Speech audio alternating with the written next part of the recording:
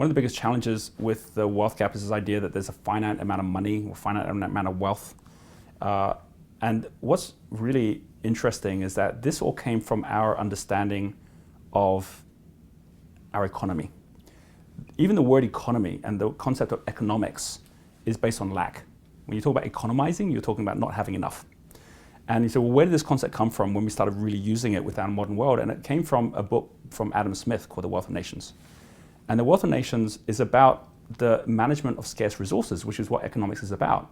Talking about labor as a scarce resource, is talking about, like our natural resources in our country. It's the wealth of nations. It's how the nations create that wealth. And the interesting thing about that idea of scarcity and about there not being enough is if you're living in an economic structure, there never is going to be enough, because it's all based on the fact that things are scarce, and it's all based on the supply and demand. And the less supply you have, the more that things are going to cost. What's so interesting is that we're living in a totally different world today, which is not an economic model. In fact, the model which actually suits it much more effectively is not an economy, it's an ecology. Because an economy is based on lack, whereas an ecology is based on abundance. You find them naturally in nature. Darwinian Theory, which is all about kind of like, the survival of the fittest, has been misinterpreted within an economy, which is like, we've got to beat the competition. So it's all about competition. But if you've ever been to Africa, if you've ever actually gone to where there's lions coexisting with antelope, it isn't like survival of the fittest, the lions ate all the antelope. The lions are making sure there's still enough antelope for tomorrow. They're creating a thriving ecology where they'll all be sharing and giving and taking in some way, but it's for the better of the whole. So the difference of an economy which is about a lack and an ecology which is about abundance, or about one which is about competition and one which is about collaboration, is that we're moving from an economic mindset to an ecological mindset. We're moving in terms of the shift from one to the other. Another way to look at this is, for many of us, we think money is scarce. So as a result of that, we've got to go chasing it. When we realize that value is abundant, and that there are certain values that the more you share them, they don't go down, they actually go up. If I share an idea with you, that idea didn't end up smaller or less. It actually grew because now we both are sharing that idea. If I share a connection that I have with you, that doesn't actually mean the connection is less. It actually improves it, not just from you now having that connection, but that person I know now also knowing you. So we can see entrepreneurs are every day sharing things, and from the sharing, they don't become less, they actually become more. We can share trust, we can share empowerment. And when we start using these as our commodities that we grow, everything transforms.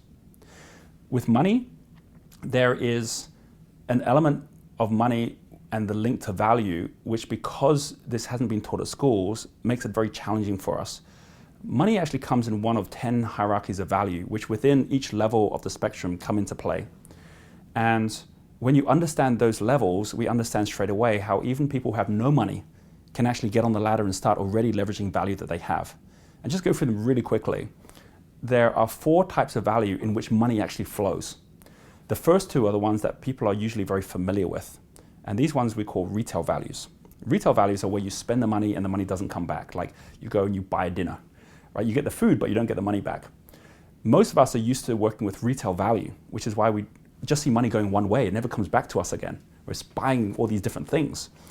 And retail value comes in one of 2 forms. It either comes in the value of things we need or the things we want. There used to be a time when we were only really focused at things we need, especially in tough times like war, where we'll just kind of like go and get the minimum to be able to eat, to be able to like look after ourselves. But we're living in a consumer society today, which is much more about things we want.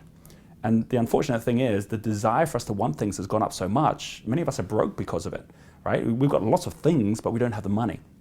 Those 2, as long as you're in that, are going to keep you in a trap of poverty, or at least just like at survivor level. Entrepreneurs don't focus their time in that area. They always elevate up to the next 2, which are not retail values, they're wholesale values.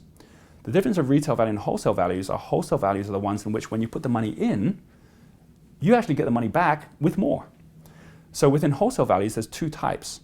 And I've seen people who are movie makers who have ended up following this chain. I've seen people who are a retailer, someone who's a trader, that just change and shift from one to the other.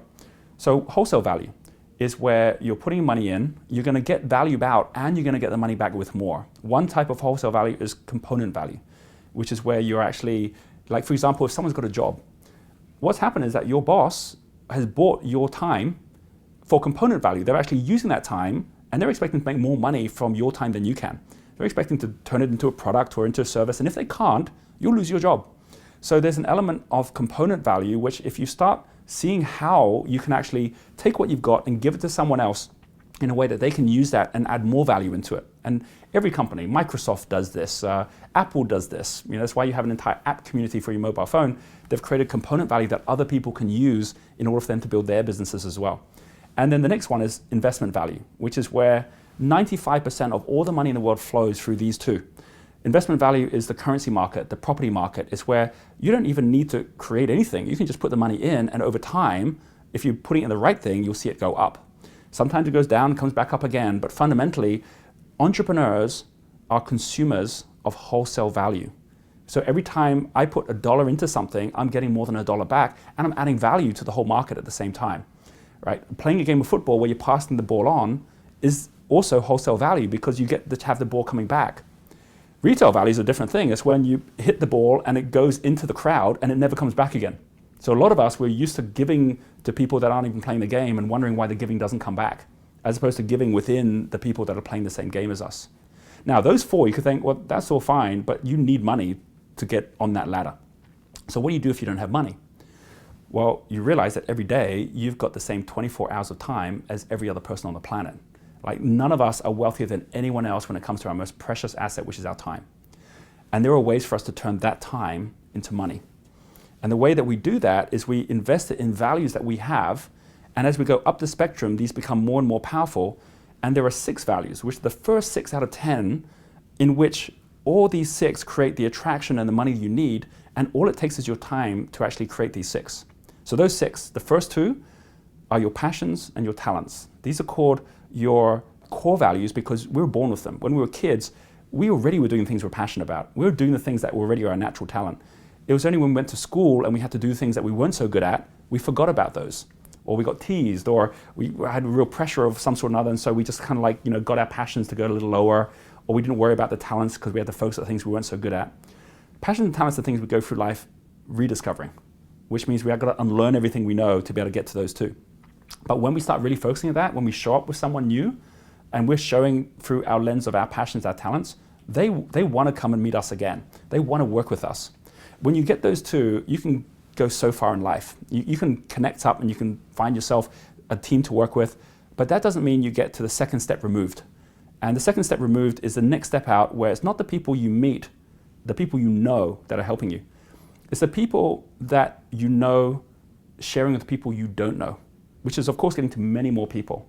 To do that, it's the next 2 of the values, which is number 1, your network, and number 2, your knowledge. Because if I meet someone and they have a certain network that I know one of my friends would be interested in, I wouldn't just go and say, oh, you must meet with such and such because they're passionate. But I would say, oh, you meet with them because they know someone you'd need to know. Or knowledge, they know something that could really help you. Most of us have resumes, or we have CVs that we've actually created for our job, which is based on 2 things. It's all about what do we know, it's about who we know. And it doesn't really share that much about our passions and our talents, which is why many people have gone down the line with these mid-values, which are the ones we need to acquire through life, acquiring like crazy, forgetting about their passions and talents, running like crazy to kind of like go and get a job that fits their knowledge and their network, and they've got an empty shell because in the middle of it, they don't even enjoy what they're doing anymore. Once you come back and you actually get the first part solid, you create much more attraction, and more importantly, then you build your knowledge and network, and for many of us, that alone can double it. And then we get to the final 2, which are the biggest of all. This is when you get the people who you don't know speaking to the people who you don't know about you. So many of us have read a book about someone who never has met us, and we've gone and recommended someone else to read it. I find with some of the things that I share, people will go out, share it with someone else, and then that person will share it with someone further. This is when you get out much, much further. And it isn't because of my passions, it isn't because even of my knowledge, my network. It's because of the final 2, which are our key values, which is your character and your purpose. Character is your conduct. We hear an amazing story of someone who just went through all this hardship and then made a success of their lives, and they're showing up in a certain way. We're like, this is someone who really resonates at a much deeper level with people who can then share with someone else. And purpose is about contribution. So what's the difference you're making in your life? We aren't born with those, so we don't go back to rediscover them. Our job is to go out there and discover them for the first time. Why do I call it 3 steps removed? Because if you actually think of a tree and you're looking for the fruit's not on the trunk, right? You go from the trunk out to the branches and you've actually gone out, the fruit's not even there. It's the 3rd step removed, which is not the people you know, but the people you know sharing with people you don't know, and then them sharing it out to get to the twigs at the ends of those branches, and that's where all the fruit is. All of our wealth is 3 steps removed. Most of us are chasing it with whoever we can meet, with a job application, as opposed to actually starting to build that garden, which creates that attraction by understanding there's a structure to all wealth. We can create flow in any aspect by using the laws of nature, and we can create flow within our own lives, within our own wealth, by following those same structures, so that you don't have to worry, am I going to make it or not? You're just saying now, it's just a matter of when.